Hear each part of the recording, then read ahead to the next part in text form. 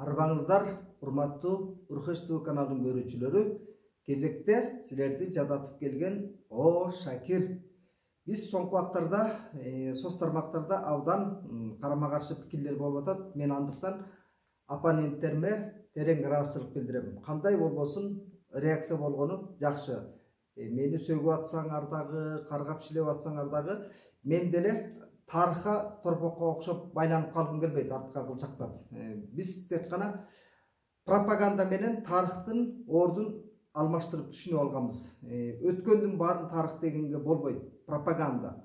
Совет өкмөтүнүн пропагандасы бизди мындай маңкурттун башына шире кийгизгенден дагы өтө жаман акыбалга келтирип койгону ушул. Биздин аң сезимибизде тамырлап калган түшүнүктөрдө биз ошол тарыхый кырдаалдарга өз баабызды эмне үчүн беришибиз керек?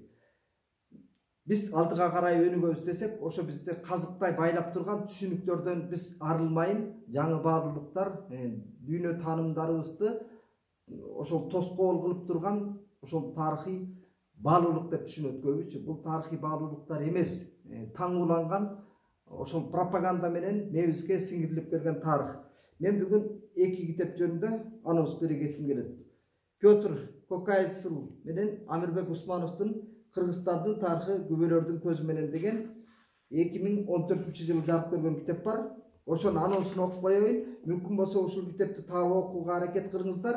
Бир топ маалыматтарды аласыздар. Себеби бул жерде күбөлөрдүн көзү менен расмий тарых эмес. Расмий тарыхты көп учурда жалган экенин билбейбиз. Себеби ал кылычтын мизи менен жазылат. Бийлик башындагылардын өктөмдүгү менен алар кандай буйруса ошондой тарых жазылып келет. Ал эми озеки тарых дегенибиз ошол эски заманды көрүп калган улуу муундагылардын эскерүүсү менен жазылган китеп.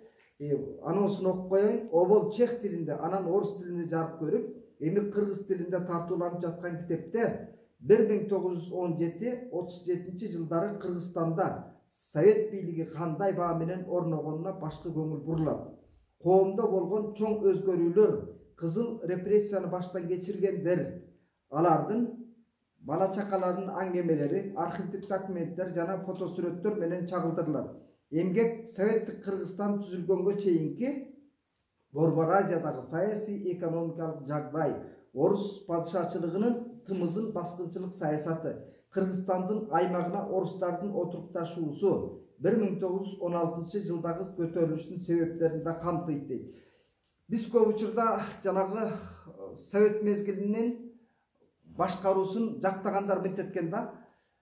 Эгерде ошол большевиктик бийлик келбегенде, ак падышанын заманы бизди мындан өткөн куруткан заманга жеткирмек депчи.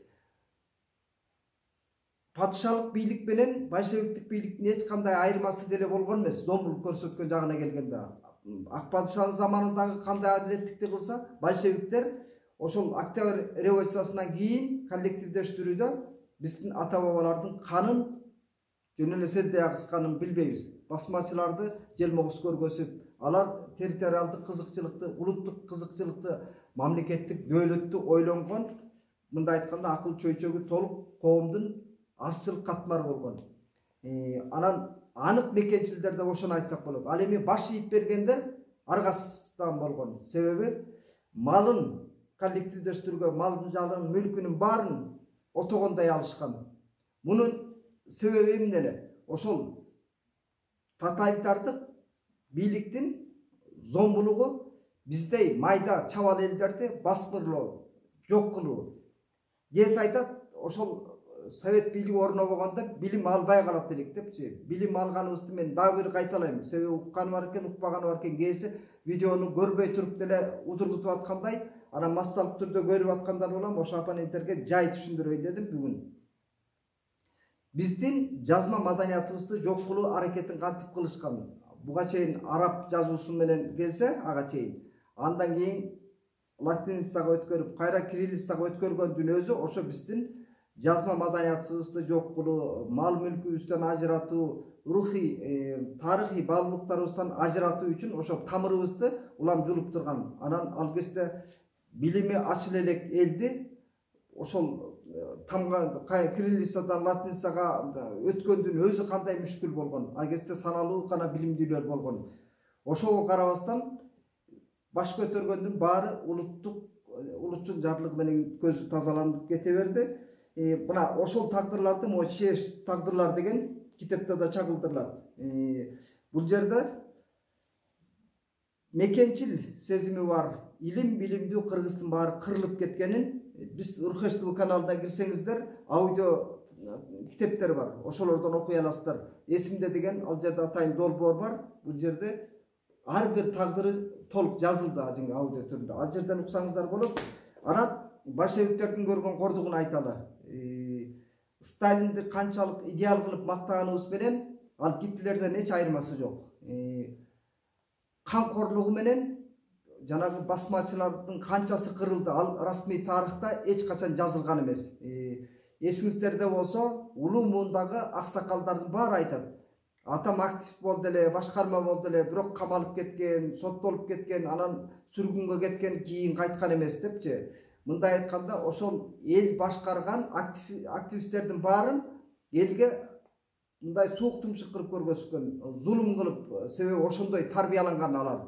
Советтик бир пропаганданын бир куралы жаңы адамды тарбиялоо, жаңы коомду тарбиялоо деген беренеде бизди робот сыяктуу, маңкурт сыяктуу тарбиялашкан. Биз албетте ойлойбуз, совет бийлиги бизге билим берди деп. Ал билим советтик этносту жаратуу гана болгон. Биз ушуну түшүнбөйт экенбиз дагы, совет бийлиги окутту, чокутту, адабиятка, маданиятка жеткирди дейбиз. Эмне биздин ата-бабаларыбызга ушунчалык шек келтиребизби? Ата-бабалардын жөндөмү жок беле? Кылымдан бери аман өзүн сактап келген кыргыз эли кантип эле ушу 19-кылымдын соңу, 20-кылымдын башында жок болуп кетмек. Мүмкүн кашаң өнүксөк дагы өз алдынча мамлекет курмак. Болбосо Кыргызстандын акыбалын көрүңүздөр. Фрунзе Борбор калаасы эч бир чыгышкаларга окшобойт. Же болбосо Самарканд менен Ташкентти караңыздар, кылымдардан бери сакталып келаткан. А бизде Пишпек ошол кезде шаар катары отурукташып шаарлашып келатканда мүмкүн жай темп менен болсо дагы илим билимге, индустрия курууга чамабыз жетмек. Бирок Совет өкмөтү албетте курду, баарын түздү, бирок анын баары Совет өкмөтүнө гана керек болчу. Улуттук баалуулук, улуттук өзгөчөлүгүндү ал Совет өкмөтү тамырынан кыркмак. Бул боюнча Урхеш сайтынан Кул деген ким Токоев деген автордун чыгармасын жарыяладык, аңгемени. Ошондо Кавказ элдерин кандай зорлук, зомбулук менен багынтканын, мындай айтканда саясий технология кандай иштегенин ошол жерде автор мыкты ачып берген. Чакан аңгеме, эринбей аны да окуп коюңуздар. Биз мындан аркы көрсөтүүбүздө дагы бул темада айрым мынау китептин ичиндеги штириктерди кайталап, анонс кылып кыскача айтып берип турабыз, түшүндүрүп. Бул биз эмне үчүн керек? Келечек муун ошол орус кул болуп калбасын. Биз өткөн тарыхка кылчактаганыбыз ошол өткөндүн сабактарын бүгүнкү күнгө колдоно билишибиз керек. Ал эгер өткөндөгү тарыхка басым койбосок, биз эгемен Кыргызстанды куруу кыйын. Өз алдынча улут болуп сакталуу кыйын. Глобализация заманы сыртта. Андыктан ошол глобализация заманында улуттук иденттүүлүктү тааныш үчүн, улут өзүн таануу үчүн өткөндөгү тарыхына анализ берип, керектүү альтернативалык маалыматтарды алганда гана биз баарыбыз бирибизге бирибиз толеранттуу болобуз, сабырдуу болобуз. Андыктан пикириңиздерди Урхеш ТВ каналына калтырып коюңуздар. Мен көп учурда Facebook'тагы комментарийлерди карауга убактым жок. Андыктан пикириңиздерди Урхеш ТВ каналынын ичиндеги комментарий калтырган жерге жазыңыздар. Жооп бергенге аракет кылам. Бизди колдогондор ал жакка катталыңыздар. Рахмат көңүл бурганыңыздарга.